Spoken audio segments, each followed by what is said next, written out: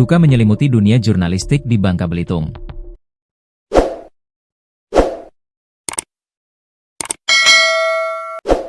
Aditya Warman, pemimpin redaksi, Pemret, salah satu portal berita online di kota Pangkal Pinang, ditemukan meninggal dunia di dalam sebuah sumur di kebun miliknya di kawasan Taman Dialova, Kelurahan Air Kepala 7, Jumat, 8 Agustus 2025, siang. Penemuan ini mengakhiri pencarian selama 2 hari setelah Aditya dilaporkan hilang oleh pihak keluarga.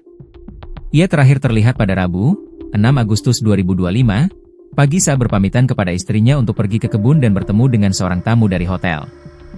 Ia ditemani oleh Hasan, penjaga kebun yang baru 2 bulan bekerja.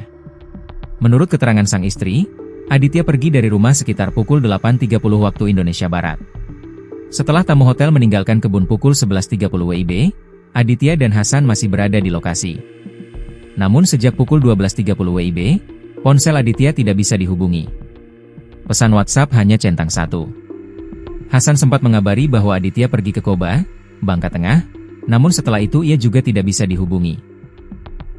Merasa ada yang tidak beres, keluarga melapor ke Polda Kepulauan Bangka Belitung pada Kamis, 7 Agustus 2025. Laporan tersebut dibenarkan oleh Kabid Humas Polda Babel Kombes Pol Fauzan Sukmawansyah, yang menyebut bahwa tim Jatanras langsung bergerak.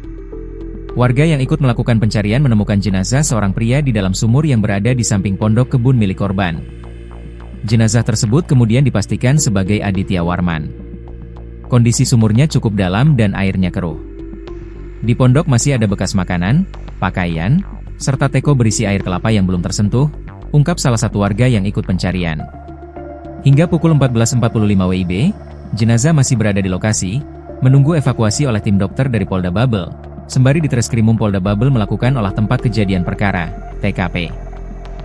Kami masih dalam proses penyelidikan, termasuk pengumpulan kronologi kejadian, kata Kombes Pol M. Rifai Arfan, di Reskrimum Polda Babel.